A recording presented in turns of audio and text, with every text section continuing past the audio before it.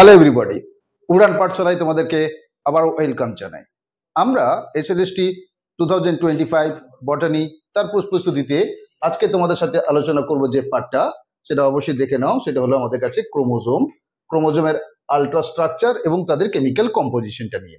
তাহলে আমাদের এর আগের ক্লাসগুলোতে আমরা কি করে এসেছি, সেল অর্গানারি কিংবা তাদের যে ফাংশন, এই সমস্ত পার্টগুলো কিন্তু আমি তোমাদের সাথে শেয়ার করে এসেছি। আজকের তার রেস্ট পোর্শন খুব ইম্পর্টেন্ট একটা পার্ট, সেটা হলো ক্রোমোজোম, তার আল্ট্রাস্ট্রাকচার এবং কেমিক্যাল কম্পোজিশন, সেটা কিন্তু আমি তোমাদের সাথে শেয়ার করতে যাচ্ছি। সো চলো, আমাদের কাছে প্রথম কতগুলো বেসিক ইনফরমেশন আমাদের জেনে নিতে হবে। সেগুলো কি, যে আমাদের কাছে এই ক্রোমোজোম প্রথম কে পর্যবেক্ষণ করেছিলেন। আমরা আমাদের এখানে প্রেজেন্টেশন হিসেবে দেখতে পাচ্ছি প্রথম পর্যবেক্ষণ করেছিলেন বিজ্ঞানী স্ট্রাসবার্গার। নামটা ভালো করে খেয়াল রাখবে। ইনি প্রথম ক্রোমোজোমটাকে দেখেছিলেন। কোন ইয়ারে এটাকে দেখেছিলেন, সময়টা কবে ছিল? 1875 খ্রিস্টাব্দে। নেক্সট আমরা দেখতে পাচ্ছি যেটা আবিষ্কার কে করেছিলেন, আবিষ্কারক ছিলেন ফ্লেমিং, সময়টা ছিল 1882 খ্রিস্টাব্দে। নেক্সট আমরা দেখতে পাচ্ছি, দেখো ক্রোমোজোম, এই ক্রোমোজোম শব্দটি প্রথম কে ব্যবহার করেছিলেন, সেখানে কিন্তু ওয়াল্ডেয়ার 1888 খ্রিস্টাব্দে। এখন আমরা যে ক্রোমোজোমের কথা বলছি, এই ক্রোমোজোমটা আসলে কি? এই ক্রোমোজোমটা আসলে আমাদের চারিত্রিক বৈশিষ্ট্যের ধারক এবং বাহক। এই ক্রোমোজোম আমাদের থাকে কোথায়? এই ক্রোমোজোম আমাদের সেলের মধ্যে যে নিউক্লিয়াস রয়েছে, সেই নিউক্লিয়াসের মধ্যে নিউক্লিয় জালিকা বা ক্রোমাটিন ফাইবার হিসেবে আমরা দেখতে পাই। তার প্রেজেন্টেশনে তোমরা দেখতে পাচ্ছ। তাহলে সেলের মধ্যে একটা নিউক্লিয়াসের মধ্যে আমরা এই ক্রোমোজোম দেখতে পাই। আর বাস্তবিকে আমরা জানি এই ক্রোমোজোমের মধ্যেই কিন্তু রয়েছে ডিএনএ, আর এই ডিএনএ এর মধ্যেই কিন্তু আমরা দেখতে পাবো জিন রয়েছে। তাহলে আমাদের একটা বেসিক আইডিয়া তো আমরা এখান থেকে পেয়ে গেলাম যে আমাদের ক্রোমোজোম মুখ্যত থাকছে কোথায়। তাহলে ক্রোমোজোম মুখ্যত সেলের মধ্যে যে নিউক্লিয়াস পোর্শনটা রয়েছে, এই নিউক্লিয়াস পোর্শনের মধ্যেই থাকে। আর এই ক্রোমোজোম মুখ্যত কি দিয়ে তৈরি? ডিএনএ দিয়ে তৈরি। আর তার মধ্যেই কিন্তু আমরা জিন দেখতে পাই। বাকি তার ডিটেলসটা আমরা একটু একটু করে জানতে থাকবো। চলো আমরা পরের ইনফরমেশন পকেটে চলে আসি।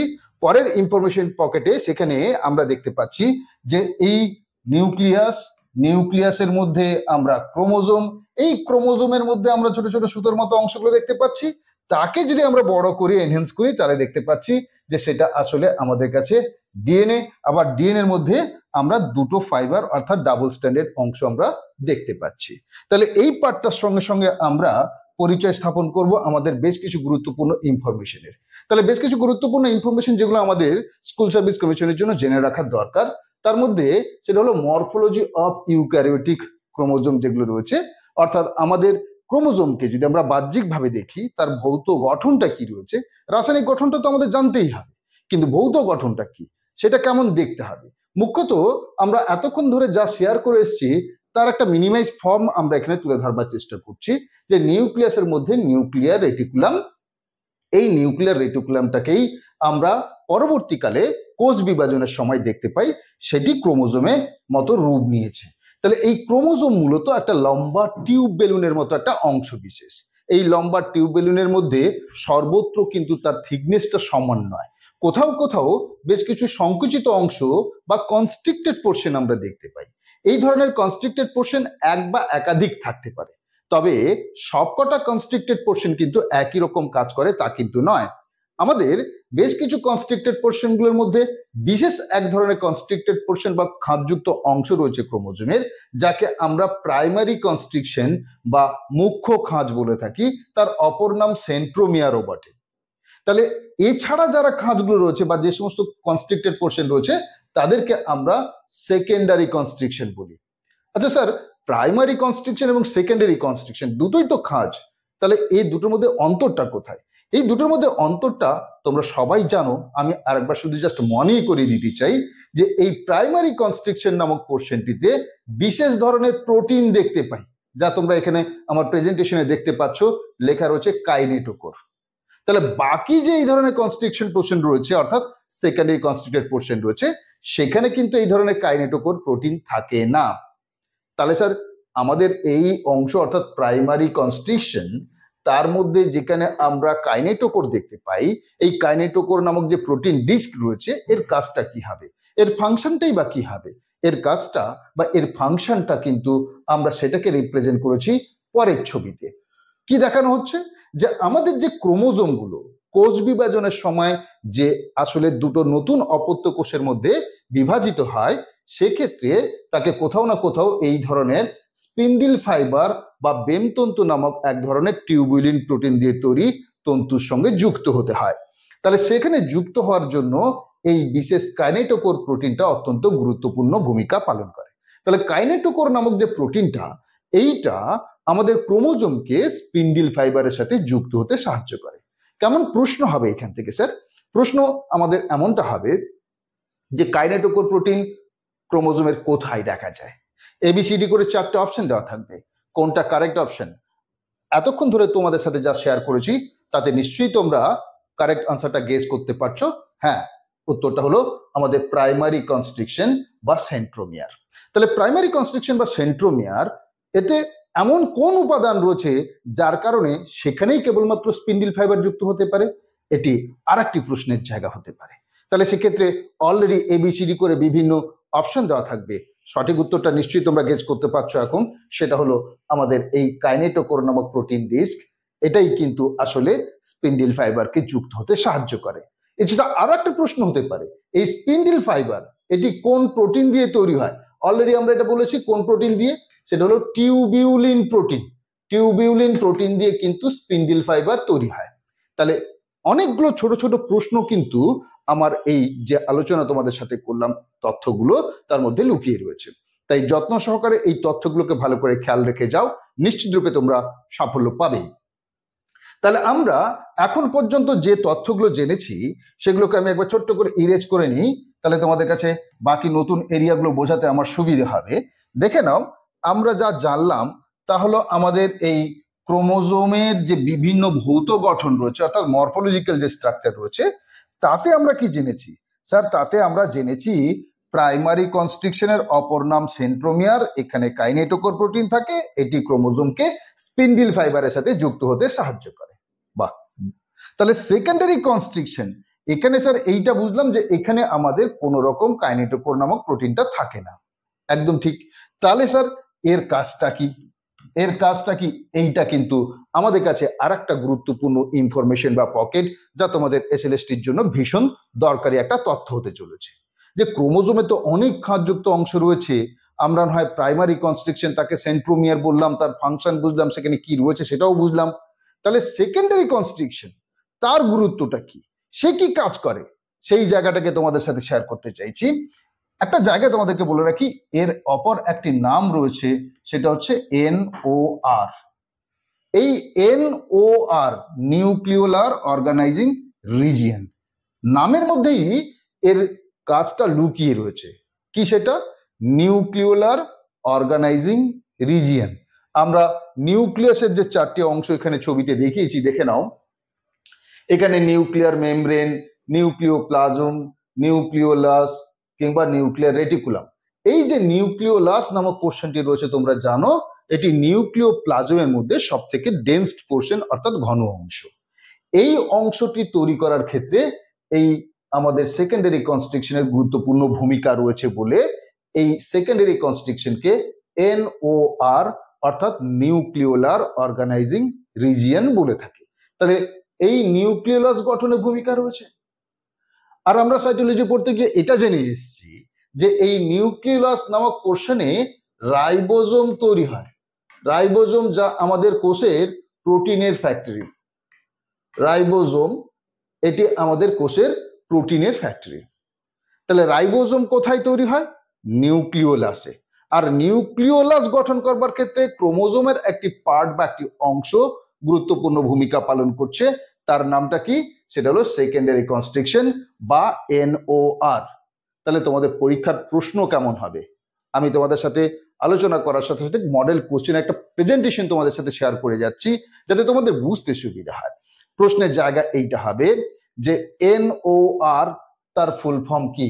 না, চিন্তা করার কোনো কারণ নেই, আমার প্রেজেন্টেশনে সবটাই তথ্য তোমাদের কাছে দেওয়া রয়েছে। তাহলে NOR এর ফুল ফর্মটা কি তাও আমাদের জানা হয়ে গেছে, কিংবা এই NOR এর ফাংশনটা কি, কাজটা কি অলরেডি জেনেছি, রাইবোজোম তৈরি করা। আবার বৃহৎ অর্থে আমরা বলতে পারি নিউক্লিওলাস গঠন করা। তাহলে আমাদের কোষের মধ্যে যে ক্রোমোজোমগুলো রয়েছে সবকটা ক্রোমোজোমেই যে সেকেন্ডারি কনস্ট্রিকশন রয়েছে এমনটা কিন্তু নয়। তাহলে যে সকল ক্রোমোজোমগুলোর মধ্যে এই ধরনের সেকেন্ডারি কনস্ট্রিকশন রয়েছে সেই সমস্ত সেকেন্ডারি কনস্ট্রিকশন গুলো একত্রিত হয়ে এই ধরনের নিউক্লিওলাস গঠন করে। সো চলো আমরা আমাদের পরের ইনফরমেশনের দিকে যাই, যেগুলো তোমাদের জন্য খুব ইম্পর্টেন্ট। সেটাকে কিন্তু আমি 1 2 3 4 করে একদম সাজিয়ে দিয়েছি। নিজেদের নাম ঠিকানা ভুলে যাও, কিন্তু এই তথ্যগুলোকে ভুলে যেও না, কারণ এগুলো তোমাদের সাফল্যের কিন্তু চাবিকাঠি হতে চলেছে। তাহলে দেখো এখানে সেই ছোট ছোট ইনফরমেশন যেগুলো তোমাদের সাথে শেয়ার করেছি আরেকবার রিকল করে নাও। সেটা হচ্ছে প্রাইমারি কনস্ট্রিকশন, তার অপর নাম কি বা সেটা আমরা জেনে গেছি, সেটা হলো আমাদের কাছে সেন্ট্রোমিয়ার, কিংবা সেন্ট্রোমিয়ার কি কাজের সঙ্গে সম্পর্কিত, attachment of chromosome to the spindle fibre. এরপরে আমরা দেখতে পাচ্ছি দেখো protein disc of centromere to the spindle fibre, তাহলে সেটা কোনটা সেটাও আমরা জেনে এসেছি, কাইনেটোকোর।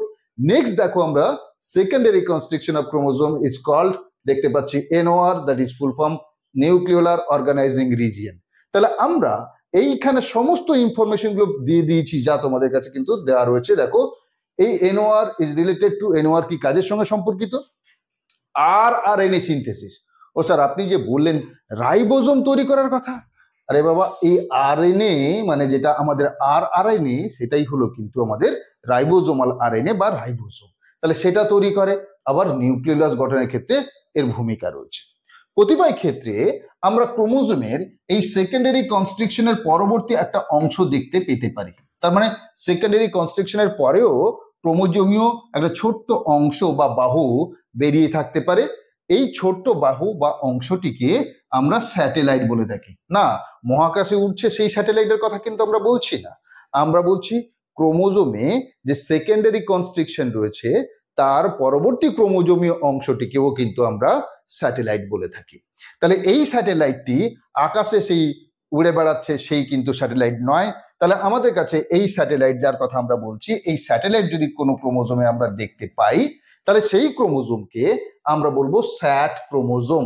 তাহলে স্যাট ক্রোমোজোমের এই স্যাট কথার পুরো অর্থটা, এটা কিন্তু তোমাদের পরীক্ষার জন্য ভীষণ ইম্পর্টেন্ট একটা তথ্য। খেয়াল রাখতে হবে, স্যাট কথার পুরো অর্থ হলো সাইন অ্যাসিডো থাইমো নিউক্লিনিকো। তাহলে সাইন অ্যাসিডো থাইমো নিউক্লিনিকো এইটা একটা ইম্পর্টেন্ট ইনফরমেশন যা তোমাদেরকে যত্ন সহকারে দেখে রাখতেই হবে। এরপরে আমাদের কাছে তাহলে স্যাটেলাইট কি সেটা অলরেডি আমরা শেয়ার করে ফেলেছি। এবার বলছে দেখো the terminal or tip portion of the chromosome is called as telomere. তার মানে কি, ক্রোমোজোমের একদম শেষ অংশ আমরা ছবিতে এখানে দেখতে পাচ্ছি। দেখো এই যে ক্রোমোজোমীয় প্রান্তীয় অংশ, ক্রোমোজোমীয় বাহুর একদম শেষ অংশটা, এই শেষ অংশটা এটাই কিন্তু আমাদের কাছে টেলোমিয়ার। এই টেলোমিয়ারের কি কাজ, এইটাই আমাদের কাছে প্রশ্নের জায়গা হবে। কি কাজ হবে? টেলোমিয়ারের কাজ আসলে যাতে আমাদের একটা নিউক্লিয়াসের মধ্যে অনেক ক্রোমোজোম রয়েছে, একটা ক্রোমোজোম আর একটা ক্রোমোজোমের সাথে যাতে জুড়ে না যায়, কিংবা তার ক্রোমোজোমের যে প্রান্তীয় অংশটি নিউক্লিয় পর্দার সাথে যাতে জুড়ে না যায়। আর একই সঙ্গে এই ক্রোমোজোমীয় প্রান্তীয় অংশ যাকে আমরা টেলোমিয়ার বলছি, এখানকার ডিএনএটা আমাদের বায়োলজিক্যাল এজিং সেটিকে কিন্তু নিয়ন্ত্রণ করছে। স্যার বায়োলজিক্যাল এজিং বিষয়টা কি? আসলে সময়ের সঙ্গে সঙ্গে একটা নির্দিষ্ট সময় পর্যন্ত কোষ বিভাজনের পরে আমরা দেখতে পাই সেই কোষটির কিংবা আমাদের সার্বিক জীবদেহের মৃত্যু ঘটে।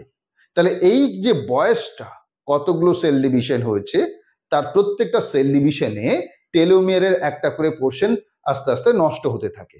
ফলে একটা পোর্শন পর্যন্ত পৌঁছানোর পরে সেটি কিন্তু আমাদের মৃত্যুকে সূচিত করে, যাকে বলা হয় অ্যাপোপ্টোসিস বা প্রোগ্রামড সেল ডেথ। যারা কম্পিউটার বুঝো ভালো করে তারাও জানবে যে একটা নির্দিষ্ট সময় পর্যন্ত তাকে প্রোগ্রাম করা থাকলো, যে এই প্রোগ্রাম পর্যন্ত যদি কেউ কাজ করে বা রিচ করে তাহলে সেক্ষেত্রে তার প্রোগ্রামটা সেখানে নষ্ট হয়ে যাবে। তাহলে আলটিমেটলি আমাদের শরীরেও সেরকম ডিএনএর মধ্যেই প্রোগ্রাম করা রয়েছে যে আমার বায়োলজিক্যাল ডেথ কবে হবে। তার মানে এই নয় যে হঠাৎ করে আমি কোথাও ঝাঁপ দিয়ে দিলাম, সেটা ডিএনএতে লেখা ছিল। ডিএনএতে কিন্তু আমার বায়োলজিক্যাল এজিং অর্থাৎ আমার ন্যাচারাল ডেথ কিন্তু লেখা রয়েছে। সো চলো আমরা চলে আসি আমাদের কাছে। তাহলে টেলোমিয়ারের যে ফাংশনটা সেটা আমরা কি এই পার্টটা গল্প করে শেয়ার করে রাখলাম ছোট্ট করে, কারণ এটা আমাদের কাছে একটা ইম্পর্টেন্ট ইনফরমেশন। তাহলে attachment of chromosome to the another chromosome সেটাকে আটকাতে সাহায্য করছে, নিউক্লিয়ার মেমব্রেনের সঙ্গে এটিকে অ্যাটাচমেন্টে বাধা প্রদান করছে। এটা হলো টেলোমিয়ারের কাজ। আর একটা প্রশ্ন হতে পারে বায়োলজিক্যাল এজিং, এটি কোন পার্ট দ্বারা নিয়ন্ত্রিত হচ্ছে। তাহলে সেটার ক্ষেত্রে উত্তর আমরা বলবো টেলোমিয়ার।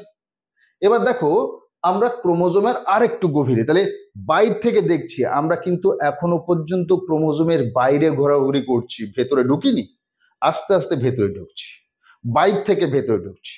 তাহলে আমরা এতক্ষণ পর্যন্ত বাইরের চেহারাগুলো নিয়ে তার সংক্রান্ত কিছু তথ্য নিয়ে আলোচনা করেছি, আমরা আরেকটু ভেতরে ঢুকেছি মাত্র, এখনো পর্যন্ত আমরা সম্পূর্ণ ভেতরে ঢুকতে পারিনি। তাহলে সেখানে বলছে যে ক্রোমোজোমে এই যে আমরা প্রাইমারি কনস্ট্রিকশন বা যাকে আমরা সেন্ট্রোমিয়ার বলেছি, এই সেন্ট্রোমিয়ারে অনেক সময় আমরা দেখতে পাই দুটো ক্রোমোজোমীয় অংশ যুক্ত থাকতে পারে। তার মানে একটা সেন্ট্রোমিয়ারে আমরা দেখতে পাচ্ছি দুটো ক্রোমোজোমীয় বাহু যুক্ত রয়েছে। এমনটা হলে তখন এদেরকে আমরা ক্রোমোজোম না বলে থাকি ক্রোমাটিড। তার মানে এইগুলো হয়ে গেল আমাদের কাছে ক্রোমাটিড, এইগুলো হয়ে গেল আমাদের কাছে ক্রোমাটিড। তাহলে ক্রোমাটিড এটা, তাহলে একটা থাকলে ক্রোমোজোম, দুটো থাকলে ক্রোমাটিড। আবার এই ক্রোমাটিড যেটাকে আমরা বলছি তার ভেতরে আবার আমরা কতগুলো সুতোর মতো অংশ দেখতে পাচ্ছি। আমি একটু কালারটাকে চেঞ্জ করে নিই, তোমাদের বোঝাতে সুবিধা হবে। এইখানটায় আমরা কতগুলো সুতোর মতো অংশ এই প্রান্ত থেকে ওই প্রান্ত ছড়িয়ে যেতে দেখছি বা বিস্তৃত হয়ে থাকতে দেখতে পাচ্ছি। এই সুতোর মতো যে অংশগুলো রয়েছে এইগুলোকে বলা হয় ক্রোমোনিমাটা। আবার এই সুতোর মতো অংশগুলোর ওপরে আমরা আরো কিছু অংশ দেখতে পাবো, সেগুলো হলো পুঁতির দানার মতো কতগুলো অংশ এরকম আমরা দেখতে পাবো, যেন কেউ মালা গেঁথেছে। এখানে আবার কতগুলো বিড লাইক স্ট্রাকচার আমরা দেখতে পাচ্ছি। এই ধরনের স্ট্রাকচার গুলোকে আমরা বলবো ক্রোমোমেয়ার। তাহলে বিড লাইক স্ট্রাকচার অন দা ক্রোমোনিমাটা বলে এবিসিডি করে 4টে অপশন দেওয়া থাকবে, কোনটা সঠিক উত্তর সেটা কিন্তু আমাদের ফাইন্ড আউট করতে হবে। তাহলে সেই বুঝে নিশ্চিত রূপে তোমরা উত্তরগুলো করতে পারবে। তাহলে আমরা একটা থাকলে ক্রোমোজোম, দুটো থাকলে ক্রোমাটিড গুলোর মধ্যে আমরা সুতোর মতো যে অংশগুলো দেখতে পাচ্ছি তাকে আমরা বলছি ক্রোমোনিমাটা। আর এই ক্রোমোনিমাটার ওপরে ছোট ছোট পুঁতির দানার মতো অংশ আমরা দেখতে পাই, সেটাকে আমরা বলি আমাদের কাছে ক্রোমোমিয়ার। এবার এই একটা সেন্ট্রোমিয়ার তার সঙ্গে যুক্ত থাকা দুটি ক্রোমাটিডকে সর্বদা আমরা বলবো সিস্টার ক্রোমাটিড। তাহলে সিস্টার ক্রোমাটিড এগুলোকে আমরা বলছি সিস্টার ক্রোমাটিড। তাহলে সিস্টার ক্রোমাটিড মানে একই ক্রোমোজোমের সঙ্গে যুক্ত রয়েছে, একই ক্রোমোজোমের সঙ্গে একই সেন্ট্রোমিয়ারের সঙ্গে যুক্ত রয়েছে দুটো ক্রোমোজোম, এরকম তাদেরকে আমরা বলছি সিস্টার ক্রোমাটিড। তাহলে আমাদের কাছে প্রশ্নের জায়গাগুলো থাকবে, দেখো যে সিস্টার ক্রোমাটিড আর নন সিস্টার ক্রোমাটিডের মধ্যে ডিফারেন্সটা কি।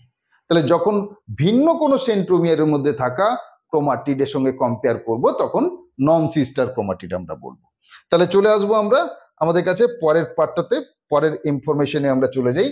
নেক্সট ইনফরমেশন আমাদের কাছে রয়েছে যে এই সেন্ট্রোমিয়ার যাকে আমরা বলছি, একটু কালারটা চেঞ্জ করে নিই তোমাদের জন্য। তাহলে এইখানে যে সেন্ট্রোমিয়ারটার কথা বলছি, এই সেন্ট্রোমিয়ারটা দেখো ক্রোমোজোমীয় বাহুর সর্বত্র যে একই জায়গায় অবস্থান করছে তা কিন্তু নয়। বিভিন্ন ক্রোমোজোমের ক্ষেত্রে এই সেন্ট্রোমিয়ারের অবস্থান বিভিন্ন হচ্ছে। কোথাও আমরা দেখতে পাচ্ছি প্রায় ক্রোমোজোমটির মাঝামাঝি অংশে অবস্থান করছে, এখানে প্রায় মাঝামাঝি অংশে যেমন রয়েছে তেমনি প্রান্তীয় অংশের কাছাকাছি কিংবা একেবারে প্রান্তীয় অংশে আমরা দেখতে পাচ্ছি। তাহলে আমাদের কাছে এই যে সেন্ট্রোমিয়ার, এখানে দেখতে পাচ্ছি মাঝে, এখানে দেখতে পাচ্ছি মাঝামাঝি অংশের কাছাকাছি, এখানে প্রায় প্রান্তীয় অংশের কাছে, আর এখানে প্রান্তীয় অংশে অবস্থান করছে। তাহলে সেন্ট্রোমিয়ারের অবস্থানের উপর ভিত্তি করে আমরা ক্রোমোজোমকে বেশ কিছু ভাগে ভাগ করে থাকি। যেমন আমরা যখন মাঝামাঝি দেখতে পাবো তখন তাকে মেটাসেন্ট্রিক, যখন মাঝামাঝি অঞ্চলের কাছাকাছি দেখতে পাবো তখন তাকে সাবমেটাসেন্ট্রিক, এবং প্রান্তীয় অংশের কাছে যখন দেখতে পাবো তখন তাকে অ্যাক্রোসেন্ট্রিক, এবং একেবারে প্রান্তীয় অংশে যদি দেখতে পাই তখন তাকে টেলোসেন্ট্রিক বলা হয়। তাহলে এখানে স্যার কি আমাদের এই প্রশ্নগুলো হবে মেটাসেন্ট্রিক, সাবমেটাসেন্ট্রিক, টেলোসেন্ট্রিক? না, আমার ধারণা তোমাদের কাছে প্রশ্নের জায়গাটা হবে এই ক্রোমোজোমগুলো ভি, এল, জে, আই, এই যে ইংরেজি আকৃতির মতো করে দেখতে হয়, এইটা কোনটা বা কোন ক্রোমোজোমটা ভি, কোন ক্রোমোজোমটা এল, কোনটা জে বা কোনটা আইর মতো দেখতে হয়, এইটা একটা জায়গা। আর কোষ বিভাজনের সময় কোষ বিভাজনের কোন পর্যায়ে মূলত এই ভি, এল, জে কিংবা আই আকৃতি সম্পন্ন ক্রোমোজোম আমরা দেখতে পাবো, সেটা একটা গুরুত্বপূর্ণ ইনফরমেশন বা প্রশ্ন হতে পারে, যাকে আমরা উত্তরটা মনে রাখবো, সেটা হলো অ্যানাফেজ। সেটা হয়ে গেল আমাদের কাছে অ্যানাফেজ। তাহলে সেল ডিভিশনের অ্যানাফেজ দশাতে মুখ্যত আমরা দেখতে পাবো এই ধরনের ভি, এল, জে, আই, এই ধরনের আকার আকৃতি সম্পন্ন ক্রোমোজোম। এবার সেক্ষেত্রে কোনো ক্ষেত্রে কোনো ক্রোমোজোমে কোনো সেন্ট্রোমিয়ার নাও থাকতে পারে। যদি কোনো সেন্ট্রোমিয়ার না থাকে তখন তাকে আমরা বলবো আসেন্ট্রিক। সেন্ট্রোমিয়ার না থাকলে তাকে বলবো আসেন্ট্রিক। একাধিক, মনে করো দুটো রয়েছে, তখন তাকে আমরা বলছি ডাইসেন্ট্রিক ক্রোমোজোম। তাহলে এবার আমরা পরের পার্টটাতে যাচ্ছি, পরের এরিয়াতে। সেটা হলো ক্রোমোজোমকে আমরা দেখার জন্য রং করে থাকি। তাহলে ক্রোমোজোমকে রং করে আমরা যখন মাইক্রোস্কোপে দেখব তখন কিন্তু দেখতে পাবো যে রংটা সর্বত্র সমানভাবে নেয়নি। ক্রোমোজোমের বেশ কিছু অঞ্চলে খুব গাঢ় রং, আবার বেশ কিছু অঞ্চলে আমরা হালকা রং দেখতে পাই। তাহলে যেখানে আমরা গাঢ় রং দেখতে পাচ্ছি সেগুলোকে কোষ বিভাজনের সময় যদি দেখি আমরা, তাকে আমরা বলবো ইউক্রোমাটিন। মুখ্যত এই ইউক্রোমাটিন অঞ্চলে আমরা দেখতে পাবো অতি সক্রিয় বা অধিক সক্রিয় ডিএনএ কিংবা জিনের অবস্থান রয়েছে, আর এই তথ্যগুলো আমাদের কাছে খুব ইম্পর্টেন্ট। এরপরে দেখো আমরা দেখতে পাচ্ছি যে হালকা রং সম্পন্ন ক্রোমোজোমের যে অংশ, তাকে আমরা হেটেরোক্রোমাটিন বলি, এবং এটার মধ্যে আমরা লেস ফাংশনাল ডিএনএ কিংবা জিনের অস্তিত্ব দেখতে পাই। তাহলে প্রশ্ন কেমন হবে, কোন তথ্যগুলোকে দেখতে হবে, একেবারে সাজানো রয়েছে। জাস্ট একটু ফলো করো আর নিজে আরেকটু ভালো করে পড়ে নাও, জেনে নাও, আর মডেল কোশ্চেনগুলো প্র্যাকটিস করো। সাফল্য নিশ্চিত। উড়ান পাঠশালায় তোমাদের সবাইকে আবারও বলবো যে ক্লাসগুলো হচ্ছে, প্রত্যেকে ফলো করো, শুরু থেকে শেষ পর্যন্ত দেখো, নিশ্চিত রূপে কমন পাবে, সফল তোমরা হবেই।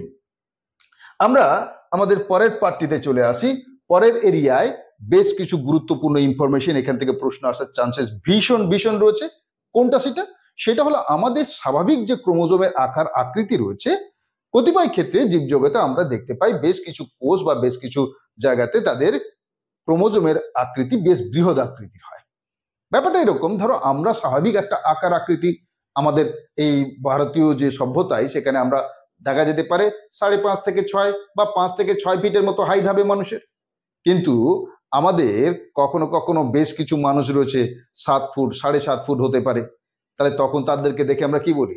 Sir gigantism, দৈত্যাকৃতি। ঠিক তেমনি আমাদের ক্রোমোজোমগুলো যখন তার স্বাভাবিক আকৃতির থেকে বৃহৎ আকৃতি সম্পন্ন হয়, তাদেরকে আমরা বলি জাইগান্টিক ক্রোমোজোম বা জায়ান্ট ক্রোমোজোম। তাহলে এই জাইগান্টিক ক্রোমোজোম বা জায়ান্ট ক্রোমোজোম এটি মুখ্যত দু ধরনের হতে পারে। একটা হচ্ছে পলিটিন ক্রোমোজোম, আর একটা হচ্ছে দেখো আমাদের এখানে ল্যামব্রাস ক্রোমোজোম। তাহলে এই পলিটিন ক্রোমোজোম আর ল্যামব্রাস ক্রোমোজোম কোথায়, কোন জীবকোষে দেখা যায়, এইটা একটা ইম্পর্টেন্ট ইনফরমেশন যা তোমাদের ভীষণ কাজে লাগবে। তাহলে পলিটিন ক্রোমোজোমের ক্ষেত্রে আমরা যা দেখতে পাচ্ছি সেটা মুখ্যত দেখা যায় found in salivary gland of Drosophila. তাহলে ড্রসোফিলা নামক মাছি বা ফ্রুট ফ্লাই, তার লালা গ্রন্থিতে আমরা পলিটিন ক্রোমোজোম দেখতে পাই। এখানে অনেকগুলো ক্রোমাটিন ফাইবার তৈরি হয়েছে, কিন্তু সেপারেশন হয়নি। তার ফলে এইটা তৈরি হওয়ার ক্ষেত্রে একটি বিশেষ ধরনের প্রক্রিয়া দায়ী, সেটাকে বলা হয় এন্ডোমাইটোসিস। এটা একটি গুরুত্বপূর্ণ ইনফরমেশন যেটি তোমাদের পরীক্ষায় প্রশ্ন হওয়ার চান্সেস রয়েছে, যে কোন প্রক্রিয়ায় মুখ্যত পলিটিন ক্রোমোজোম তৈরি হয়ে থাকে, সেটা হলো এন্ডোমাইটোসিস। যেখানে মাইটোসিস তো হচ্ছে ভেতরে, কিন্তু ক্রোমোজোমাল সেপারেশন হচ্ছে না। ফলে ক্রোমোজোমের আকৃতিটা কোথাও বেড়ে গিয়ে এখানে ক্রোমোজোমাল পাত তৈরি করছে। এখানে আমরা বল বিয়ানি রিং দেখতে পাই। এই সমস্ত ঘটনাবলীগুলোর মধ্যে যে তথ্যগুলো লুকিয়ে রয়েছে সেগুলোকে আমাদের ভালো করে দেখে রাখতে হবে। এরপরে আসছে ল্যামব্রাস ক্রোমোজোম, এও একই রকমের। তাহলে এই ল্যামব্রাস ক্রোমোজোম, এটিকে আমরা ল্যামব্রাসের মতো দেখতে হয় বলে এদেরকে আমরা ল্যামব্রাস ক্রোমোজোম বলছি। যেমন আমরা দেখতে পাচ্ছি, দেখো, found in oocyte of fish and Amphibia. তাহলে মাছ বা উভচরদের ক্ষেত্রে যে ডিম্বাণু রয়েছে তার মধ্যে আমরা এই ধরনের ল্যাম্ব্রাস আকৃতির ক্রোমোজোম দেখতে পাই। তাহলে আমরা এর পরের পার্টটাতে যে ইনফরমেশনে যাচ্ছি সেটা হচ্ছে বেশ কিছু জেনারেল ইনফরমেশন, ভীষণ ইম্পর্টেন্ট পার্টটা, সেটা হলো chromosome and number and size. তাহলে বিভিন্ন জীবেদের ক্ষেত্রে ক্রোমোজোম কিন্তু সংখ্যাটা নির্দিষ্ট থাকে। যেমন মানুষের ক্ষেত্রে আমরা স্বাভাবিক হিউম্যান বিংস এর ক্ষেত্রে ক্রোমোজোমের সংখ্যা বলে থাকি 23 পেয়ার্স অর্থাৎ 46। তাহলে এই 46 নাম্বার অফ ক্রোমোজোম আমরা দেখতে পাবো কোথায়? আমাদের মানব দেহের যে কোষগুলো রয়েছে তার মধ্যে থাকা নিউক্লিয়াসের মধ্যে। প্রতিটি জীবের ক্ষেত্রে যেহেতু ক্রোমোজোম নাম্বার তার নির্দিষ্ট জীবের জন্য কনস্ট্যান্ট, যেমন আমরা চিম্পাঞ্জির ক্ষেত্রে দেখতে পাবো কত? চিম্পাঞ্জির ক্ষেত্রে দেখতে পাবো সেখানে 48। তেমনি উদ্ভিদের ক্ষেত্রেও তাদের ক্ষেত্রেও একই রকম আমরা দেখতে পাবো, যেমন গমের ক্ষেত্রে আমরা 42 দেখতে পাই। তাহলে এইভাবে আমরা পেঁয়াজের ক্ষেত্রে 18টা দেখতে পাই, 16টা দেখতে পাই। এই ধরনের যে অপশনস গুলো রয়েছে তা দেখে আমরা কি প্রশ্ন পেতে পারি? প্ল্যান্টের ক্ষেত্রে সব থেকে বেশি সংখ্যক ক্রোমোজোম কোন উদ্ভিদে দেখা যায়? সেটা হলো অফিওগ্লোসাম। এই অফিওগ্লোসাম হলো এক ধরনের ফার্ন, এই ফার্নের মধ্যে আমরা এইটা দেখতে পাবো। তাহলে অফিওগ্লোসাম নামক একটা ফার্ন, তার মধ্যে আমরা দেখতে পাই 2n = প্রায় 1260টি ক্রোমোজোম। তার মানে ডিপ্লয়েড নেচারে 1260টি ক্রোমোজোম আমরা দেখতে পাচ্ছি। অ্যানিমেলের নিরিখে যদি আমরা ভাবি, তাহলে অ্যানিমেলের ক্ষেত্রে অলাকান্থা নামক একটি প্রোটোজোয়া রয়েছে। এই যে প্রোটোজোয়া রয়েছে, এই প্রোটোজোয়া তার মধ্যে আমরা সর্বাধিক ক্রোমোজোম সংখ্যা দেখতে পাই। কি সেটা? সেটার ক্ষেত্রে দেখো 2n = 1600, মানে 1600টি ক্রোমোজোম রয়েছে। তাহলে উদ্ভিদ জগতে সব থেকে বেশি ক্রোমোজোম আমরা দেখতে পাচ্ছি অফিওগ্লোসাম নামক একটি ফার্নের মধ্যে। আর আমাদের এখানে অলাকান্থা নামক প্রোটোজোয়ার মধ্যে, প্রাণী জগতের মধ্যে সব থেকে বেশি সংখ্যক ক্রোমোজোম আমরা দেখতে পাচ্ছি। ক্রোমোজোমের সংখ্যা এবং কোন উদ্ভিদ বা জীবের মধ্যে দেখতে পাওয়া যায়, খুব ইম্পর্টেন্ট একটা ইনফরমেশন, ভালো করে খেয়াল রাখতে হবে এই তথ্যগুলো।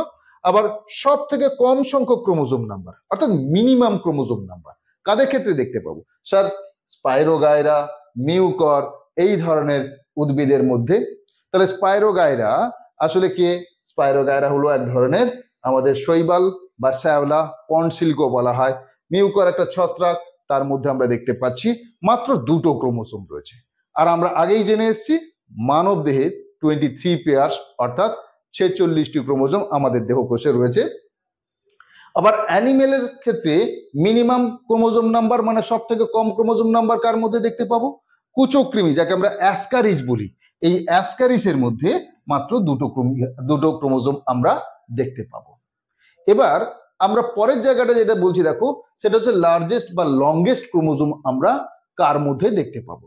খেয়াল রাখতে হবে, মূলত উদ্ভিদ জগতের যে ক্রোমোজোম গুলো হয় বা উদ্ভিদ দেহে যে ক্রোমোজোম গুলো হয়, সেগুলো প্রাণী দেহের তুলনায় সাধারণত দেখা যায় বেশ দীর্ঘ হয়। তাহলে সেক্ষেত্রে আমাদের এই দীর্ঘাকার ক্রোমোজোমটাও কিন্তু উদ্ভিদ জগতেই দেখতে পাবো। আর সেই উদ্ভিদটার নাম হলো ট্রিলিয়াম, যেখানে প্রায় 30 ন্যানোমিটার দৈর্ঘ্য সম্পন্ন একটি ক্রোমোজোম আমরা দেখতে পেয়ে থাকি। তাহলে পরের ইনফরমেশনে কি রয়েছে দেখে নি। পরের ইনফরমেশনে আমরা চলে এসেছি। তাহলে এবার আমরা গুটি গুটি পায়ে হাঁটতে হাঁটতে বাইর থেকে ঘরের ভেতরে ঢুকে পড়েছি। সেখানে এবার আমরা দেখতে পাচ্ছি তাদের রাসায়নিক উপাদানগুলো। তাহলে ক্রোমোজোম কোন ধরনের রাসায়নিক উপাদানগুলো দিয়ে তৈরি হয়েছে, যা ভীষণ ভীষণ ইম্পর্টেন্ট তোমাদের এসএলএসটি এক্সামের জন্য। দেখে নাও, আমাদের কেমিক্যাল কম্পোজিশন অফ ক্রোমোজোমে মুখ্যত আমরা 2টো গুরুত্বপূর্ণ পার্ট দেখতে পাই। একটা হলো নিউক্লিক অ্যাসিডের অংশ, আর একটা হলো প্রোটিনের অংশ। তার মানে ক্রোমোজোমে মূলত 2টো অংশ বা 2টো উপাদান আমরা দেখতে পাবো। একটা হলো নিউক্লিক অ্যাসিড, অপরটা হলো আমাদের কাছে প্রোটিন। এই যে নিউক্লিক অ্যাসিডের কথা আমরা বলছি, এটা আবার 2 রকম হয়। আমরা সেটা জানি, ডিঅক্সিরাইবো নিউক্লিক অ্যাসিড এবং রাইবোজ নিউক্লিক অ্যাসিড বা আরএনএ। তাহলে উল্টো দিকে প্রোটিনের নিরিখে যদি আমরা যাই, তাহলে ক্রোমোজোমের মধ্যে যে প্রোটিনটা আমরা দেখতে পাচ্ছি সেটা রয়েছে একটা হিস্টোন প্রোটিন, যা ক্ষারীয় প্রকৃতির হয়, আর নন হিস্টোন প্রোটিন যা আম্লিক বা অ্যাসিডিক প্রকৃতির হয়। এই হিস্টোন প্রোটিন আবার অনেক রকমের হতে পারে, যেমন H1, H2A, H2B, H3, H4। তাহলে এর মধ্যে H1টা দেখো একটা ডিফারেন্ট কালার, অর্থাৎ লাল রঙের করা আছে। তার কারণটা কি সেটা আমরা পরের স্লাইডে এক্সপ্লেন করব। কিন্তু বেসিক যে মাইন্ড ম্যাপিং আমাদের কাছে রয়েছে, এই মাইন্ড ম্যাপিংটাকে মাথায় রাখতে হবে, গুলিয়ে ফেললে চলবে না।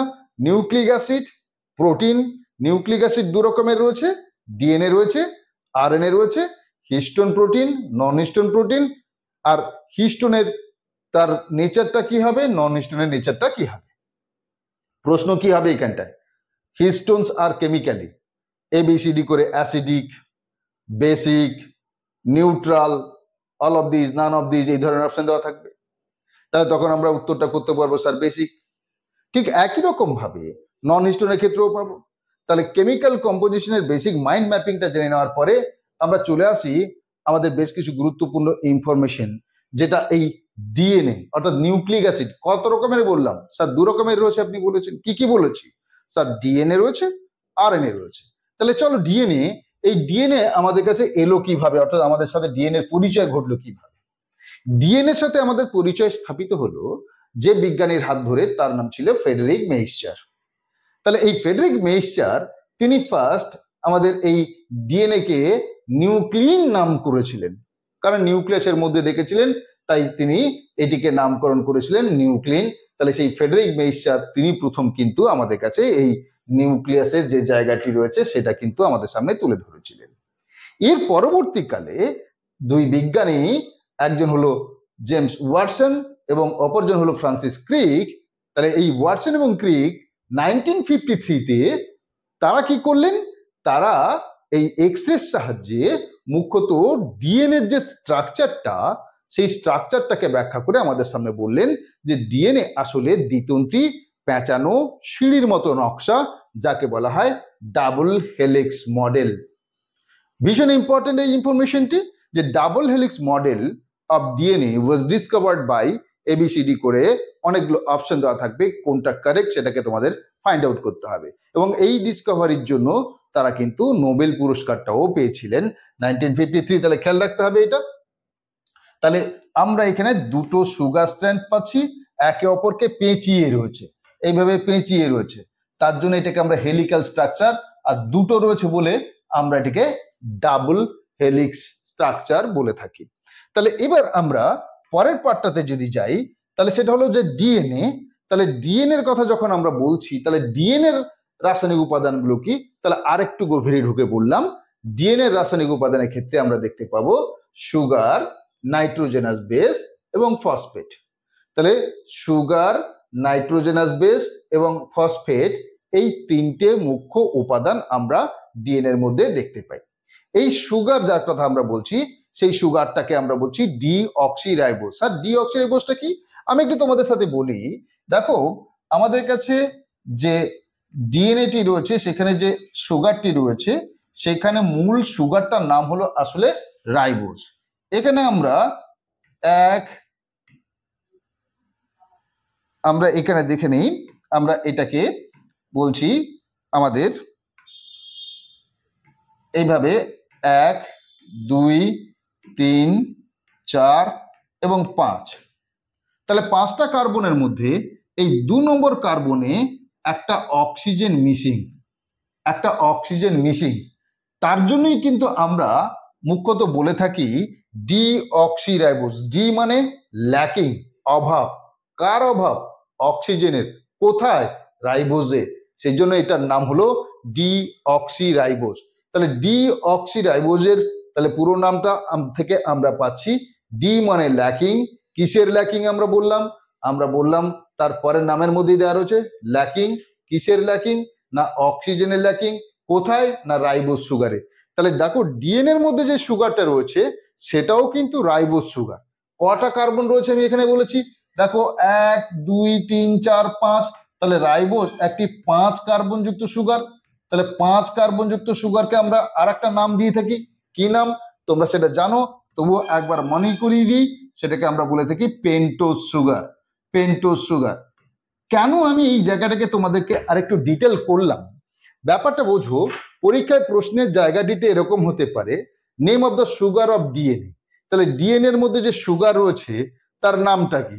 তাহলে সেখানে বলা যেতে পারে ডিঅক্সিরাইবোজ সুগার, কিংবা সেখানে তা না দিয়ে বলা থাকলো রাইবোজ সুগার, কিংবা সেটা না দিয়ে বলা থাকতে পারে পেন্টোজ সুগার। তাহলে কোনটা হবে, কোন উত্তরটা করব, তার উত্তর কিন্তু আমরা এইখান থেকে, এই ডিসকাশন থেকে পেতে পারছি। তাহলে প্রশ্ন হতে পারে ডিএনএ এর মধ্যে কত নম্বর কার্বনে অক্সিজেনের অভাবের কারণে এটির নাম ডিঅক্সিরাইবোজ হয়েছে। তাহলে সেক্ষেত্রে খেয়াল রাখতে হবে 2 নম্বর কার্বন। 2 নম্বর কার্বন, আমি একটুখানি কালারটাকে চেঞ্জ করে নিই, তোমাদের বুঝতে সুবিধা হবে। 2 নম্বর কার্বনে অক্সিজেনের অভাব রয়েছে, তাহলে সেই জন্য এটার নাম হয়েছে ডিঅক্সিরাইবোজ। তাহলে আমরা আমাদের পরের দিকে যদি যাই, তাহলে সেখানে আমরা যেটা দেখতে পাচ্ছি, দেখো যে আমাদের এইখানে এই পার্টটিতে দেখতে পাচ্ছি নাইট্রোজেনাস বেস রয়েছে। নাইট্রোজেনাস বেস 2 রকমের হবে, একটা হলো পিউরিন এবং অপরটি হলো পিরিমিডিন। এই পিউরিন বেসগুলো এবং পিরিমিডিন বেসগুলো, তাদের কিন্তু নামগুলো মনে রাখতে হবে, কারা কারা পিউরিন, কারা কারা পিরিমিডিন বেস। এখানে খেয়াল রাখতে হবে অ্যাডেনাইন, গুয়ানাইন এরা হলো পিউরিন, আর পিরিমিডিন কারা, সাইটোসিন এবং থাইমিন বা সিটি, এটি হলো আমাদের কাছে পিরিমিডিন। এটা ডিএনএ এর ক্ষেত্রে। তবে আরএনএ এর ক্ষেত্রে এই টি এর পরিবর্তে এখানে আমরা আরেক ধরনের নাইট্রোজেনাস বেস দেখতে পাই, যাকে বলা হয় ইউরাসিল, যাকে বলা হবে ইউরাসিল। তাহলে আমাদের কাছে এইখানে থাইমিন, থাইমিনের জায়গায় আরএনএ এর ক্ষেত্রে কিন্তু খেয়াল রাখতে হবে, এটা কিন্তু ভীষণ ইম্পর্টেন্ট ইনফরমেশন আমাদের কাছে। তোমরা সবাই জানো, আমি আর একবার মনে করিয়ে দিচ্ছি, তাহলে এই পার্টটা ভালো করে খেয়াল রাখতে হবে। এবার আমাদের আরেকটু স্ট্রাকচারাল ডিটেলসে চলে যাই।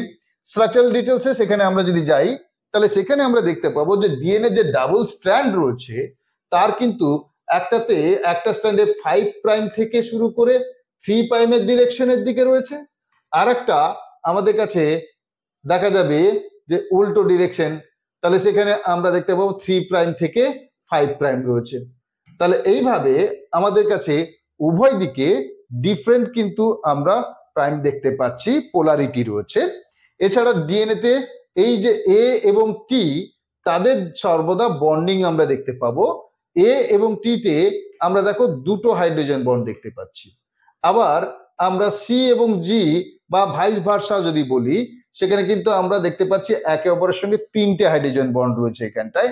তাহলে আমরা এ টি, তার মধ্যে 2টো হাইড্রোজেন বন্ড, জি এবং সি বা সিজি, এদের মধ্যে আমরা 3টে হাইড্রোজেন বন্ড দেখতে পাচ্ছি। তাই প্রশ্নের জায়গা এটা হতে পারে যে এ এবং টি, অ্যাডেনাইন এবং থাইমিন, কতগুলো হাইড্রোজেন বন্ড দিয়ে যুক্ত থাকে, কিংবা জি সি বা গুয়ানাইন বা সাইটোসিন, তারা কতগুলো হাইড্রোজেন বন্ড দিয়ে যুক্ত। এই ধরনের প্রশ্নের জায়গার সঠিক উত্তর তোমরা নিশ্চিত রূপে করতে পারবে। এবার কোনো একটি ডিএনএ তে সেখানে আমরা সুগার, নাইট্রোজেনাস বেস এবং ফসফেট, এই তিনটেকে ডিএনএ এর গঠনগত বা স্ট্রাকচারাল ইউনিট বলতে পারি। আর এই স্ট্রাকচারাল ইউনিটটা সেটা হলো নিউক্লিওটাইড। তাই প্রশ্ন হতে পারে নিউক্লিওটাইড কোন কোন রাসায়নিক উপাদান দিয়ে তৈরি। একই রকম ভাবে কম্পোনেন্টস অফ নিউক্লিওসাইড, নিউক্লিওসাইডের ক্ষেত্রে সুগার এবং নাইট্রোজেনাস বেস, সুগার এবং নাইট্রোজেনাস বেস, তাহলে বাদ গেল কোনটা, শুধুমাত্র ফসফেটটা বাদ গেছে। তাহলে ফসফেটটা বাদ দিলেই তার নাম হয়ে যাবে নিউক্লিওসাইড। তাহলে এই যে দুটো যে আমরা পাদানির মতো অংশ দেখতে পাচ্ছি এখানে, একটু কালারটাকে চেঞ্জ করে নিই তোমাদের। তাহলে এইখানে যে আমরা পাদানির মতো অংশ, স্টেপ স্টেপ স্ট্রাকচার গুলো দেখতে পাচ্ছি, এই স্টেপগুলোর মধ্যে এই এক একটিকে, তাহলে সুগার এইটা, তার সঙ্গে ফসফেট, তাহলে সুগার, ফসফেট, আর এইটা হলো নাইট্রোজেনাস বেস, তাহলে নাইট্রোজেনাস বেস। তাহলে এইখানে এই যে স্ট্রাকচারটা তৈরি হয়েছে, এই স্ট্রাকচারটাকে তো আমরা একটা নিউক্লিওটাইড বলেছি। তাহলে এরকম দুটো নিউক্লিওটাইডের মধ্যে ডিস্টেন্স কত, সেই ডিস্টেন্সটাকেই আমরা বলছি দুটো নিউক্লিওটাইডের মধ্যে ডিস্টেন্স, যেটা কিনা 3.4 আংস্ট্রম। এইভাবে ডিএনএ এর একটা কয়েলিং এর মধ্যে আমরা 10টা নিউক্লিওটাইড দেখতে পাবো। তার মানে একটা কয়েলিং বা একটা হেলিক্স কমপ্লিট হচ্ছে 34 আংস্ট্রমে। তাহলে এই তথ্যগুলো এখানে দেওয়া রয়েছে, দেখতে পাচ্ছ তোমরা এখানটায়। কালারটা চেঞ্জ করে নিলে তোমাদের বুঝতে সুবিধা হবে। কালারটাকে চেঞ্জ করে নিই আমরা। এইখানে দেখো 3.4 আংস্ট্রম কার, দুটো নিউক্লিওটাইডের মধ্যে দূরত্ব। এই তথ্যগুলো ভীষণ ইম্পর্টেন্ট। তারপর একটা কমপ্লিট হেলিক্স, তার মধ্যে কত দূরত্ব হবে, 34 আংস্ট্রম। এবং একই সঙ্গে আমরা জেনে গেছি যে আমাদের তাহলে একটা হেলিক্সের মধ্যে 10টা নিউক্লিওটাইড থাকবে। তাহলে এ এবং টির মাঝখানে কতগুলো, বা জি এবং সির মাঝখানে কতগুলো হাইড্রোজেন বন্ড, তাও আমরা শেয়ার করে এসেছি। এবার আর একটা গুরুত্বপূর্ণ ইনফরমেশন এখানে রয়েছে, দেখো, সেটা হলো চারগাপস রুল। চারগাপস রুলটা কি? Number of purines and number of pyrimidines are always equal in DNA. তাহলে ডিএনএ এর মধ্যে যে পিউরিন এবং পিরিমিডিনের সংখ্যা তা সর্বদা সমান হবে। কেন না? এ সর্বদা টির সঙ্গে কিংবা জি সর্বদা সির সঙ্গে বন্ডিং করে রয়েছে। এটা কি স্যার? এ একটা পিউরিন। টি কি? দেখো সেটা একটা পিরিমিডিন। আবার জি কি? Sir purine. সেটা কি? একটা পিরিমিডিন। তার মানে যদি এদিকে আমি দুটো পিউরিন বলি, তাহলে উল্টো দিকে দেখো দুটো পিরিমিডিনও রয়েছে। তার মানে number of purine and number of pyrimidine are always equal. এই তথ্যটি বিজ্ঞানী চারগাপ আমাদের সামনে তুলে ধরেছিলেন বলে তার দেওয়া এই তথ্যটিকে বলা হয় চারগাপস রুল। তাহলে চারগাপস রুলটা কি? এইটা অবশ্যই ভালো করে খেয়াল রাখতে হবে। ডিএনএ এর মধ্যে সকল অংশই যে কার্যকরী, আমাদের চারিত্রিক গুণাবলী বা প্রোটিন তৈরির সঙ্গে সম্পর্কিত এমনটা নয়। কার্যকরী অংশটিকে আমরা বলে থাকি এক্সন, আর নিষ্ক্রিয় অংশটিকে আমরা বলে থাকি ইন্ট্রন। এই তথ্যগুলো আমাদের জেনে রাখতে হবে।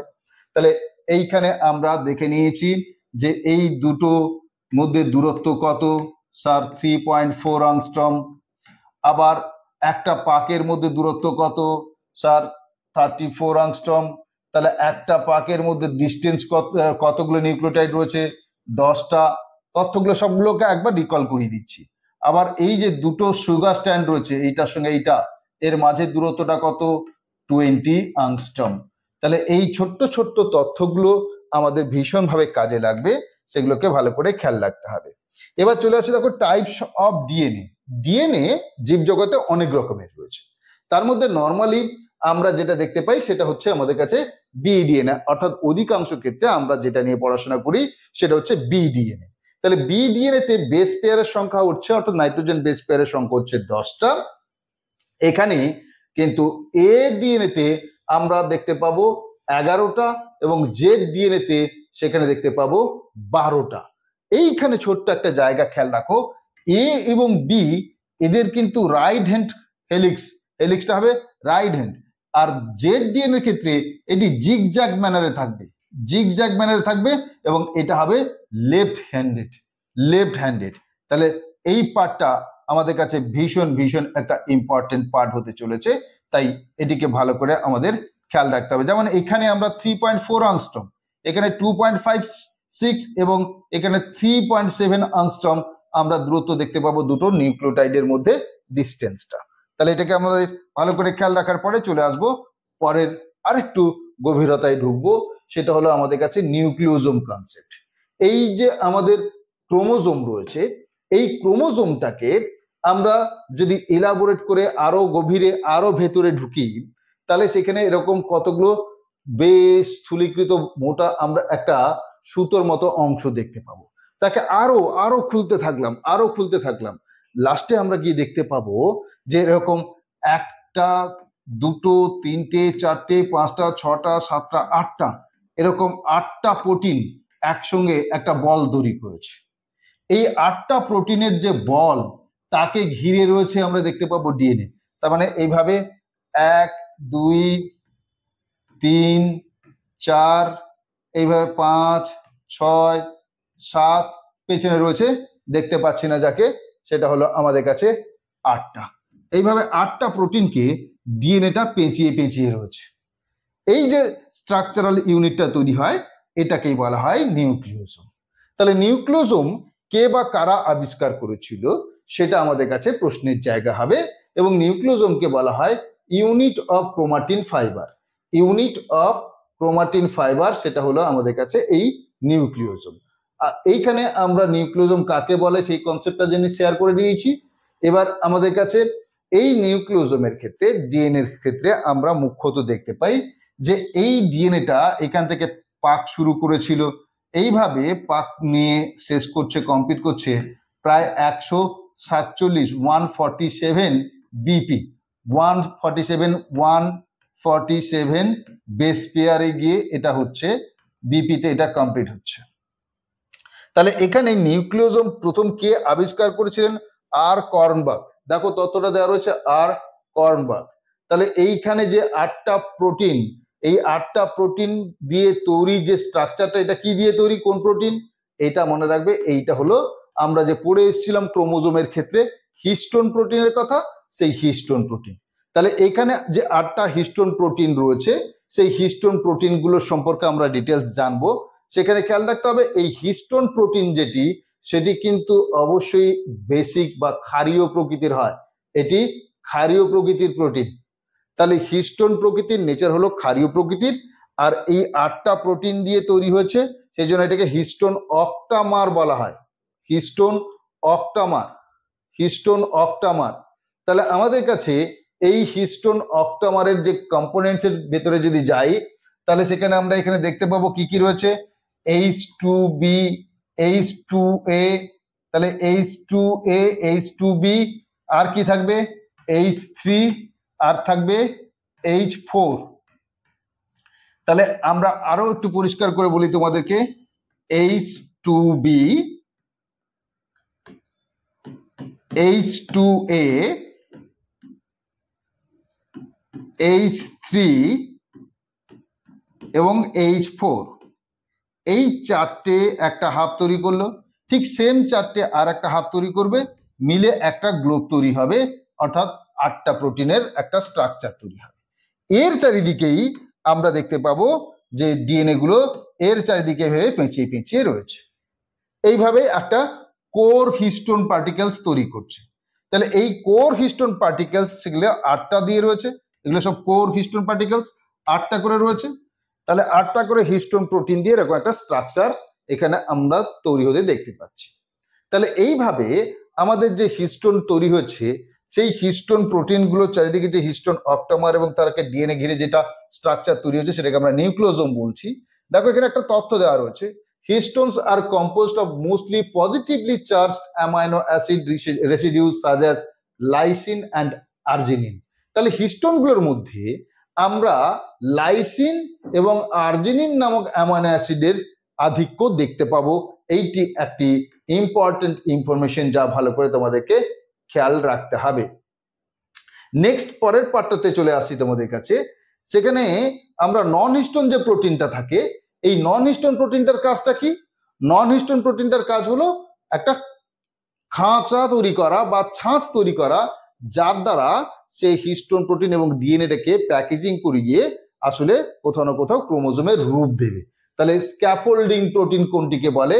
সেটা অবশ্যই নন হিস্টোন প্রোটিন। এটিকে ভালো করে খেয়াল রাখতে হবে।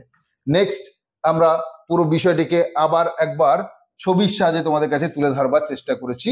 ডিএনএ নামক একটি ফাইবার বা তন্তু, এখানে আমরা হিস্টোন অক্টামার, আমি H8 লিখে দিলাম কারণ 8টা হিস্টোন রয়েছে, তাকে ঘিরে ঘিরে রয়েছে। তাহলে আলটিমেটলি সেগুলো একটা সুতো তৈরি করলো, সেই সুতোগুলো আবার আরো মোটা হতে থাকলো এবং আলটিমেটলি ক্রোমোজোমের রূপ নিল। তাহলে এইভাবে এক একটা স্ট্রাকচার, এটা হলো আমাদের নিউক্লিওজোম। কে আবিষ্কার করেছিল সেই তথ্য তোমাদের কাছে ইম্পর্টেন্ট হবে। তাহলে এখানে আমরা দেখতে পাচ্ছি, দেখো যে আমাদের এই সোলানয়েড মডেল, সোলানয়েড মডেলে কি বলছে? সোলানয়েড মডেলের ক্ষেত্রে খেয়াল রাখতে হবে যে আমাদের একটা এই নিউক্লিওজোম, তার হাইট বা লেন্থ কত রয়েছে? তাহলে সেখানে আমরা দেখতে পাচ্ছি মাত্র 10 ন্যানোমিটার, কিন্তু সেটি আবার কয়েলড হয়ে গিয়ে 1 2 3 4 5 6, তাহলে 6টা করে নিউক্লিওজোম একত্রিত হয়ে সে আবার একটা মোটা সুতোর মতো অংশ তৈরি করছে, যেটা কিনা 30 ন্যানোমিটার। তাহলে এইভাবে এটি আবারও কয়েল হতে থাকবে, বারবার পেঁচিয়ে পেঁচিয়ে মোটা মোটা আরো মোটা, এবং আলটিমেটলি ক্রোমোজোম। এই ঘটনাটাকেই বলছে আসলে সোলানয়েড মডেল। তাহলে সোলানয়েড মডেলে আমরা দেখতে পাবো 6টা করে নিউক্লিওজোম একসঙ্গে যুক্ত হয়ে একটি মোটা তন্তুর মতো অংশ তৈরি করছে। এরপরে আবার এটা কয়েল হবে, যাকে আমরা সুপার সোলানয়েড বলবো, এবং আলটিমেটলি সেটি ক্রোমোজোমে রূপ নিচ্ছে। তাহলে এইভাবে একটা নিউক্লিওজোম থেকে অপর নিউক্লিওজোমে যাওয়ার সময় মাঝে একটা প্রোটিন দিয়ে বাঁধা থাকে, সেই প্রোটিনটার নাম হলো H1। তার জন্য H1 কে বলা হয় লিঙ্কার প্রোটিন, এটিকে বলা হবে লিঙ্কার প্রোটিন। তাই প্রশ্ন হয় কোনটিকে লিঙ্কার প্রোটিন বলা হয়, তাহলে লিঙ্কার প্রোটিন বলা হবে H1। এইটা একটা ইম্পর্টেন্ট ইনফরমেশন যা তোমাদেরকে ভালো করে খেয়াল রাখতে হবে। সো চলো তাহলে আমরা আমাদের এইখানে যে তথ্যগুলো তোমাদের কাছে শেয়ার করলাম তার উপর দাঁড়িয়ে কিছু মডেল কোশ্চেন আমরা একবার চটজলদি দেখে নেব। তাহলে মডেল কোশ্চেন আনসার গুলো কিরকম হবে, কয়েকটা কোশ্চেন আনসার তোমাদের সঙ্গে শেয়ার করে নিচ্ছি। দেখো হিস্টোন কোর নিউক্লিওজোম মেজার্স, তাহলে সেখানে হিস্টোন কোর যেটা রয়েছে সেখানে আমরা কি কি স্ট্রাকচার গুলো পাচ্ছি দেখে নিই। এখানে আমরা দেখতে পাচ্ছি আমাদের কাছে চারটে অপশন গুলো রয়েছে, তার মধ্যে 80 × 40 অ্যাংস্ট্রম, 110 × 50 অ্যাংস্ট্রম, 80 × 55 অ্যাংস্ট্রম, 100 × 80 অ্যাংস্ট্রম রয়েছে। কারেক্ট আনসার অলরেডি মার্ক করা রয়েছে, কে সেটা 80 × 40 অ্যাংস্ট্রম। নেক্সট দেখো অ্যান অক্টামার, অক্টামার মানে আগেই ব্যাখ্যা করেছি যে 8টা হিস্টোন প্রোটিন, তাহলে of 4 histone complex with DNA is called, কি বলা হবে, তাহলে 8টা হিস্টোন প্রোটিনকে ঘিরে যে ডিএনএ পেঁচিয়ে থাকে তাকে আমরা বলে থাকি নিউক্লিওজোম। তাহলে এখানে আমরা নিউক্লিওজোমকে উত্তর করব। নেক্সট দেখো the arginine rich nuclear protein, arginine বেশি রয়েছে এমন একটি হিস্টোন প্রোটিন কোনটা, সেটা হলো আমাদের কাছে H3। এখানে H2A, H2B, H1 তোমাদেরকে আগেই বলেছি। এই H1 কে কি বলা হয়, একটু আগেই বলেছিলাম স্যার, আপনি বলেছেন লিঙ্কার প্রোটিন, খুব ইম্পর্টেন্ট একটা ইনফরমেশন এই লিঙ্কার প্রোটিন। তাহলে আমরা এখানে লিঙ্কার প্রোটিনের কথা বলছি। যাই হোক পরের জায়গায় চলে আসে, দেখো the histone very rich in lysine, lysine সমৃদ্ধ কোনটা, H2A, H2B, H3, H1, উত্তরটা হলো H1। তাহলে কোনটা, কোন হিস্টোন প্রোটিনটা কোন ধরনের অ্যামাইনো অ্যাসিডের আধিক্যতে তৈরি অর্থাৎ বেশি দিয়ে তৈরি, সেটাও কিন্তু একটা ইম্পর্টেন্ট ইনফরমেশন যা তোমাদেরকে খেয়াল রাখতে হবে। নেক্সট আমরা দেখতে পাচ্ছি a chromosome having subterminal centromere is called, তার মানে টার্মিনাল পোর্শনের কাছাকাছি, সাবটার্মিনাল মানে প্রান্তীয় অংশ, শেষ অংশের কাছাকাছি অংশে যদি সেন্ট্রোমিয়ার থাকে তখন তাকে কি বলা হবে, তখন তাকে বলা হবে অ্যাক্রোসেন্ট্রিক। দেখো বিভিন্ন অপশন দেওয়া রয়েছে, আজকের ক্লাসে এগুলো তোমাদের সবকটা শেয়ার করেছি। ক্লাসটা যদি শুরু থেকে করে থাকো তাহলে কিন্তু এই উত্তরগুলো খুব অনায়াসে সাবলীল ভাবে তোমরা করতে পারবে। আমি মডেল প্রেজেন্টেশন দিয়েছি মাত্র তোমাদেরকে। হিস্টোনস আর হিস্টোন কেমন প্রকৃতির হয়, হিস্টোনের কেমিক্যাল নেচারটা কেমন, অ্যাসিডিক, বেসিক, মিউকোপ্রোটিন নাকি গ্লাইকোপ্রোটিন, এইটা হবে বেসিক প্রোটিন অর্থাৎ ক্ষারীয় প্রকৃতির protein. Nucleolus is the site for the synthesis of, nucleolus কোনটি সিনথেসিস বা সংশ্লেষ করে, ডিএনএ, এমআরএনএ, টিআরএনএ নাকি রাইবোজোম, উত্তরটি হবে অবশ্যই রাইবোজোম। তাহলে আমরা পরের ইনফরমেশনের দিকে যাই। পরেরটাতে দেখো টেলোমারেজ is an enzyme which is, টেলোমারেজ একটা উৎসেচক, এটি আমরা কোথায় দেখতে পাই, বলছে রাইবো নিউক্লিয় প্রোটিনের মধ্যে নাকি রিপিটেটিভ ডিএনএ তে নাকি আরএনএ তে নাকি সিম্পল প্রোটিন। তাহলে টেলোমারেজ is an enzyme is a simple protein. তোমরা জানো উৎসেচক বা এনজাইম মূলত প্রোটিন দিয়ে তৈরি হয়। Next puff of Balbiani ring are active sites of, তাহলে বল বিয়ানি রিং আমরা কোথায় দেখতে পাই, জেনেছিলাম পলিটিন ক্রোমোজোম। তাহলে পলিটিন ক্রোমোজোমের যে পাপ বা বল বিয়ানি রিং, এখানে মুখ্যত আরএনএ এবং প্রোটিন সিনথেসিস হয়। তাহলে আরএনএ এবং প্রোটিন সিনথেসিসের সাইট হলো আমাদের কাছে এই পাপ অফ বল বিয়ানি রিং। তাহলে বাকি অপশনস গুলো আমাদের কাছে এখানে কার্যকরী নয়। নেক্সট পরের পার্টিতে আসছি, naked DNA without histone is found in, তাহলে হিস্টোন ছাড়া মুক্ত ডিএনএ কোথায় দেখতে পাবো আমরা, সেখানে বলা রয়েছে প্রোক্যারিওটস, ইউক্যারিওটস, প্রোটোজোয়া কিংবা সিলেন্টারেটা, কোনটা হবে উত্তর, উত্তরটা হবে অবশ্যই প্রোক্যারিওটস অর্থাৎ আদি জীবগুলোর মধ্যে ব্যাকটেরিয়া যাদেরকে আমরা এক্সাম্পল হিসেবে বলতে পারি। নেক্সট দেখো আমাদের কাছে in most of the plants the chromosomes আর, অধিকাংশ ক্রোমোজোমের ক্ষেত্রে বা উদ্ভিদের ক্ষেত্রে ক্রোমোজোম গুলো কি ধরনের হয়, সেখানে অধিকাংশ উদ্ভিদ কোষের যে ক্রোমোজোম রয়েছে সেখানে একটাই মাত্র আমরা সেন্ট্রোমিয়ার দেখতে পাই, দ্যাট ইজ কল্ড মোনোসেন্ট্রিক, অর্থাৎ দুটো নয় কিংবা সেন্ট্রোমিয়ার নেই বা অনেকগুলো রয়েছে এমনটা কিন্তু নয়। নেক্সট দেখো অ্যামাইনো অ্যাসিড ল্যাকিং ইন হিস্টোনস, তাহলে কোন অ্যামাইনো অ্যাসিডটা আমরা হিস্টোন নামক যে প্রোটিনটার কথা বলছি তার মধ্যে দেখতে পাবো না। তাহলে সেক্ষেত্রে ট্রিপ্টোফ্যান, আর্জিনিন, লাইসিন কিংবা মিথিওনাইন এই অপশনগুলো তোমরা দেখতে পাচ্ছ। উত্তর কিন্তু আমাদের কাছে ট্রিপ্টোফ্যান। এই অ্যামাইনো অ্যাসিডটি আমরা হিস্টোন প্রোটিনের মধ্যে দেখতে পাই না। নেক্সট আমরা চলে আসি, দেখো maximum number of chromosome is found in. অধিকাংশ ক্রোমোজোম আমরা কোথায় দেখতে পাই বা কোন জীবের ক্ষেত্রে দেখতে পাই? সাইকাস, টিটিকাম, লাইকোপোডিয়াম নাকি অফিওগ্লোসাম? আজকের ক্লাসেও তোমাদের সাথে এগুলো শেয়ার করেছি। উত্তরটা অফিওগ্লোসাম।